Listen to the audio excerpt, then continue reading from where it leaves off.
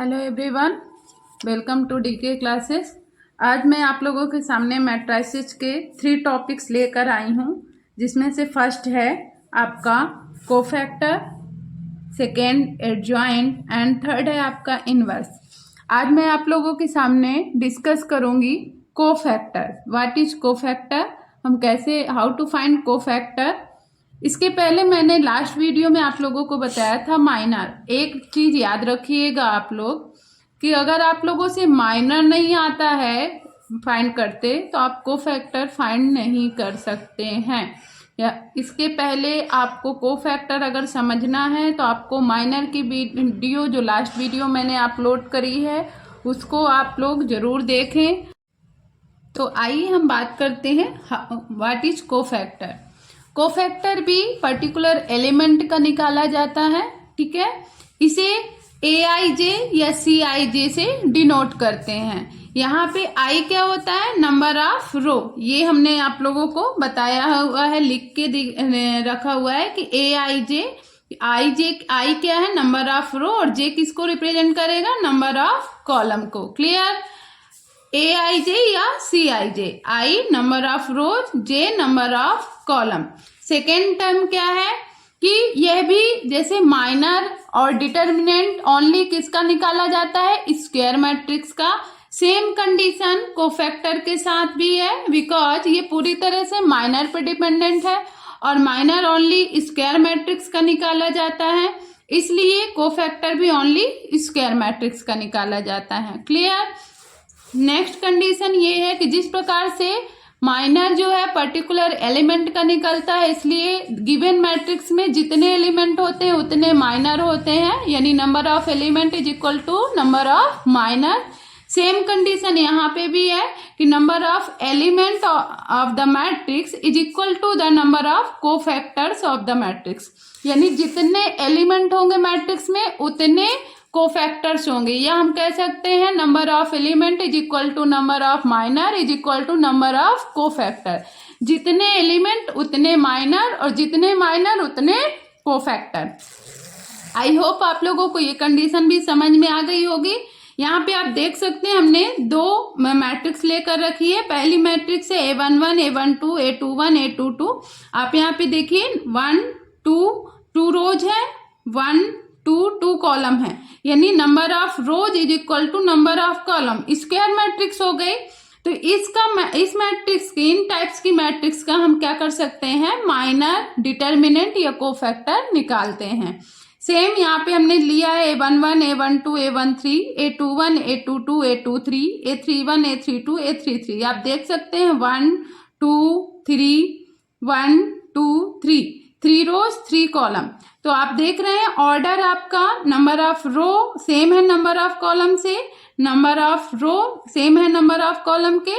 तो इन टाइप्स की मैट्रिक्स का हम डिटर्मिनेंट निकाल सकते हैं, माइनर निकाल सकते हैं, कोफैक्टर निकाल सकते हैं। इसके अलावा किसी अदर फॉर्म में, यानी रेक्टेंगुलर फॉर्म में अगर मैट्रिक्स है तो ना तो हम उसका डिटर्मिनेंट निकाल सकते हैं, ना माइनर निकाल सकते और ना ही कोफैक्टर निकाल सकते हैं। एक चीज और ध्यान दीजिएगा, अगर आपसे डिटर्मिनेंट, माइनर या कोफैक्टर, इन तीनों में से किसी भी टॉपिक में डाउट है, किसी भी टाइप का डाउट है और आप क्लियर नहीं है, तो आप ना तो एडजॉइंट निकाल सकते हैं और ना ही इनवर्स निकाल सकते हैं। इसलिए ये तीनों टॉपिक बहुत ज़्यादा आवश्यक है और आप लोगों से मैं यही रिक्वेस्ट करूंगी कि आप लोग हमारी जो लास्ट वीडियो है माइनर एंड डिटर्मिनेंट की, प्लीज़ उस डिस्क्रिप्शन में जाके उसको देखें और अपना ये टॉपिक क्लियर कर लें, ताकि आपको आगे के टॉपिक अच्छे तरीके से समझ में आए। तो हम बात करते हैं हाउ टू फाइंड कोफैक्टर। हम कोफैक्टर कैसे निकालेंगे, इसका एक पर्टिकुलर फार्मूला है, ये हमने लिखा हुआ है, आप देख सकते हो कि जहाँ पे हमने लिखा है CIJ या कह सकते हैं AIJ इज इक्वल टू होता है -1 का पावर I प्लस J। पहले ही हमने बता दिया है I क्या है, number of row, and J क्या है, नंबर ऑफ कॉलम। यानी हम जिस एलिमेंट का कोफैक्टर निकालेंगे वह एलिमेंट जिस रो में होगा वह I की वैल्यू होगी एंड जिस कॉलम में होगा वह J की वैल्यू होगी। आई होप आप लोगों को बात समझ में आ रही होगी। क्योंकि कोफैक्टर पर्टिकुलर एलिमेंट का निकलता है तो हम जिस भी एलिमेंट का निकालेंगे उसका नंबर ऑफ रो आई की वैल्यू कहलाएगी और नंबर ऑफ कॉलम जे की वैल्यू कहलाएगी। क्लियर? तो यहाँ पे फार्मूला है -1 की पावर आई प्लस जे मल्टीप्लाई एम आई जे। एम क्या है? हमने लास्ट वीडियो में बताया था, एम क्या कहलाता है? माइनर कहलाता है। यहाँ पे आई क्या है? नंबर ऑफ रो एंड जे क्या है? Number of column. क्लियर? देखिए एक ट्रिक भी है कोफैक्टर निकालने का, यहाँ पे हमने ट्रिक लिख कर रखी। देखिए यहाँ पे हमने एक ट्रिक भी होती है कोफैक्टर निकालने की। अगर आपसे माइनर आता है तो याद रखिएगा आपको आई प्लस जे, आई क्या है? नंबर ऑफ रो एंड जे क्या है? Number of column. यानी जिस एलिमेंट का आप निकाल रहे हो वह एलिमेंट का रो जिस रो में हो और जिस कॉलम में हो, वो नंबर ऑफ रो और नंबर ऑफ कॉलम को ऐड करने पर अगर ऑड नंबर आ रहा है, क्या आ रहा है? ऑड नंबर आ रहा है, तब आप ये कह सकते हैं कि जो कोफैक्टर है उसकी वैल्यू माइनर के वैल्यू के सेम होगी, इक्वल होगी के, लेकिन साइन क्या होगा? चेंज होगा। यानी अगर आपका माइनर प्लस का है तो कोफैक्टर माइनस का हो जाएगा, और अगर आपका माइनर माइनस का है तो कोफैक्टर प्लस का हो जाएगा। क्लियर? यानी आपको कुछ नहीं करना है, ना कि ये फार्मूला यूज करना है और ना ही आपको अदर कुछ करना है। आपसे अगर माइनर निकालते बनता है तो आप सीधे देखिए, जैसे आपने किया कि A11 यहाँ पे अगर हम बात करें A11 की वैल्यू, तो माइनर निकालेंगे A11 का तो हमको क्या मिलेगा? A11 का माइनर निकालेंगे तो हमको मिलेगा M11। क्यों? क्योंकि I क्या है? फर्स्ट रो, J क्या है? फर्स्ट कॉलम, तो क्या मिलेगा? M11। यानी I की वैल्यू 1 मिल रही है और J की वैल्यू भी 1 मिल रही है। तो हम 1 + 1 करेंगे तो हमको क्या मिलेगा? 1 + 1 2, इवन नंबर मिल रहा है। तो इवन नंबर के लिए ये कंडीशन आपको हमने देकर रखी है कि अगर I प्लस जे करने पर इवन नंबर आ रहा है, तब आपका जो कोफैक्टर होगा उसकी वैल्यू सेम माइनर की वैल्यू के इक्वल होगी और कोई चेंज नहीं होगा, ना कि साइन भी चेंज नहीं होगा, सेम वही वैल्यू आ जाएगी। लेकिन अगर ऑड नंबर आ रहा है तब उस कंडीशन में वैल्यू तो वही रहेगी, लेकिन साइन क्या हो जाएगा? चेंज हो जाएगा। यानी अगर आप माइनर प्लस का आ रहा है तो कोफैक्टर आपका माइनस का हो जाएगा, वैल्यू वही रहेगी। और अगर माइनर आपका माइनस का आ रहा है तो कोफैक्टर आपका प्लस का हो जाएगा, वैल्यू सेम होगी, नो चेंज। क्लियर? ये एक ट्रिक है कि आप माइनर निकालो और डायरेक्ट कोफैक्टर निकाल सकते हो, फार्मूले का यूज करने की नीड नहीं होगी। इन द केस अगर आपको ट्रिक नहीं आ रही समझ में तो आप डायरेक्ट फार्मूले में भी रख के वैल्यू कोफैक्टर की निकाल सकते हैं। चलिए अब हम एक एग्जाम्पल के तौर पे आप लोगों को समझाते हैं कि हम कैसे कोफैक्टर को निकालेंगे। हाँ, तो देखिए एक एग्जाम्पल हमने लेकर रखा हुआ है। 2x2 की मैट्रिक्स है, A = 2 4 -3 5। ये आपकी देख रहे हैं 1 2 2 एंड 1 2 2। 2x2 की मैट्रिक्स है। तो ये हम क्लियर हो जाएं या श्योर हो जाएं कि हम ऐसे टाइप के मैट्रिक्स का माइनर या कोफैक्टर या डिटर्मिनेंट निकाल सकते हैं। देन हम क्या करेंगे? हमने बताया कि माइनर हो या कोफैक्टर हो, पर्टिकुलर एलिमेंट का निकलता है। तो हम कोफैक्टर की बात करेंगे। यहाँ पे अगर हम 2 की बात करें, किसकी? 2 की, कि हमको 2 का कोफैक्टर निकालना है। तो कोफैक्टर निकालने के लिए आपको पहले क्या निकालना है? माइनर।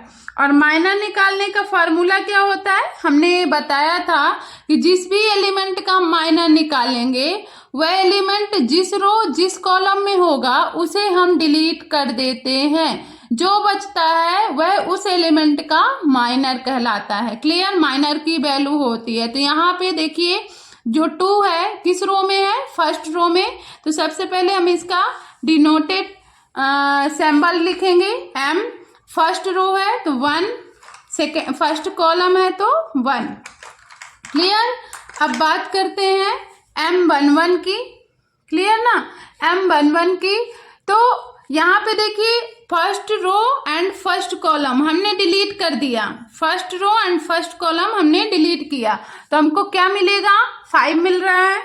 तो वही वैल्यू आपकी क्या हो गई, माइनर की हो गई, वही वैल्यू आपकी क्या हो जाएगी, माइनर कहलाएगी।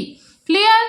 अब देखिए आप अगर फार्मूले से कोफैक्टर निकालना चाहते हैं इस एलिमेंट का, तो कैसे निकालेंगे, कैसे निकालेंगे, सीधे आप लिखोगे सी और देखो आई जे, तो आई की वैल्यू 1 है एंड जे की वैल्यू भी 1 है, तो C1 1 हो गया। क्लियर।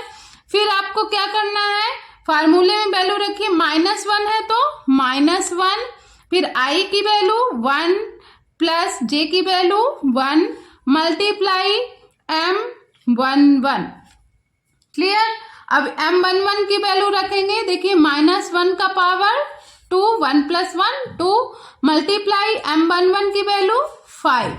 अब यहाँ पे देखिए -1 का स्क्वायर है, -1 का स्क्वायर दैट मीन्स -1 मल्टीप्लाई -1, और जब माइनस माइनस का मल्टीप्लाई करते हैं तो क्या हो जाता है, प्लस का 1, तो प्लस का 1 मल्टीप्लाई 5 इज इक्वल टू 5। तो आप देख सकते हो कि आपका माइनर आया M11 इज इक्वल टू 5 और कोफैक्टर भी आया आपका C11 is equal to 5। Clear. तो यहीं से हमारी जो ट्रिक हमने आप लोगों को बताई है, जो ट्रिक बताई है कि अगर आपका I प्लस जे, ये आपका I है, ये आपका J है, यानी I प्लस J क्या आ जाता है, इवन नंबर आता है, तो जो आपका कोफैक्टर, जो माइनर की वैल्यू होगी सेम वैल्यू कोफैक्टर की होगी। तो आप देखिए 1 + 1 इज इक्वल टू क्या आ रहा है, 2। तो ये आपकी एक इवन नंबर है और इवन नंबर है, यानी जो कोफैक्टर इसका निकलेगा C11 वो भी वही हो जाएगा। तो देखिए वही वैल्यू आई हुई है ना। सेम अगर हम बात करें आपको कि हमको 3 का निकालना है, किसका निकालना है, 3 का, इस एलिमेंट की वैल्यू निकालनी है, किसकी वैल्यू निकालनी है, माइनर की वैल्यू या कोफैक्टर की वैल्यू निकालनी है, किसकी निकालनी है, कोफैक्टर की। तो सबसे पहले आप माइनर निकालोगे। क्लियर। माइनर निकालोगे तो आपको क्या मिलेगा, माइनर इसका 3 का, देख लीजिए ये किस रो में है, सेकेंड रो में है एंड कॉलम कौन सा है, फर्स्ट है। डिलीट करेंगे तो हमको क्या मिलेगा, 4, लेकिन इसका डिनोटेड पॉइंट क्या होगा, M21, यही होगा ना डिनोटेड पॉइंट, M21। तो यहाँ पे देखिए 2 1 हमने डिलीट किया तो क्या मिलेगा आपको, 4, क्या मिल गया, 4। ठीक है। तो देखिए M21, 2 क्या है, नंबर ऑफ रो, 2 क्या है, नंबर ऑफ रो, यानी आपका जो 3 है वो किस रो में है, सेकंड रो में है, और 1 क्या है, नंबर ऑफ कॉलम, यानी 3 किस कॉलम में है, फर्स्ट कॉलम में, इसलिए हमने किया M21। और हम कहते हैं कि जिस एलिमेंट का निकालते हैं वो एलिमेंट जिस रो जिस कॉलम में है उसे डिलीट करना है। तो हम अगर second row and first column को डिलीट करेंगे तो क्या बचेगा हमारे पास, 4 बचेगा। क्या बचेगा, 4 बचेगा। तो ये M21 की वैल्यू आ गई 4। आई बात समझने। अब देखिए अगर ट्रिक के मुताबिक करें तो हमको सीधे C21 की वैल्यू मिल जाएगी। क्या मिलेगी C21 की वैल्यू, 2 और 1 को ऐड करिए, क्या आएगा, 3, जो कि ऑड नंबर है ना। 2 + 1 इज इक्वल टू 3, जो कि ऑड नंबर है, और ऑड नंबर के लिए हमने क्या कहा है कि कोफैक्टर की वैल्यू माइनर की वैल्यू ही होगी, लेकिन साइन क्या हो जाएगा, चेंज। तो आप देखिए 4 क्या है, प्लस का है, तो कोफैक्टर क्या हो जाएगा, माइनस का। आई बात समझ में। तो ये ट्रिक है, इससे आप कर सकते हो डायरेक्ट, इतना लंबा कैलकुलेशन करने की नीड नहीं होगी। और अगर आपको ये ट्रिक नहीं समझ में आ पा रही है तो आप फार्मूले में डायरेक्ट रख के भी निकाल सकते हैं। आई होप आप लोगों की मेरी बातें समझ में आ गई होंगी। इसी तरीके से चाहे 3/3 या 4/4, चाहे जितने ऑर्डर की भी मैट्रिक्स हो, आपको माइनर या कोफैक्टर निकालने की बात कह रहा है तो आपको पर्टिकुलर एलिमेंट का निकालना है, ना कि मैट्रिक्स का निकालना है। कभी कभी क्वेश्चन में एलिमेंट मेंशन कर देता है कि आपको किस एलिमेंट का निकालना है, तो आपको ओनली उसी एलिमेंट का निकालना है। और कभी कभी क्वेश्चन में एवरी एलिमेंट के लिए बोल देता है, तो आपको उतने जितने उस मैट्रिक्स में एलिमेंट होंगे उतने माइनर या कोफैक्टर निकालना पड़ेगा। आई होप मेरी बातें आप लोगों को समझ में आ गई होगी। आज के लिए बस इतना ही। Thank you. चैनल को लाइक करें, सब्सक्राइब करें एंड शेयर करें। Thank you.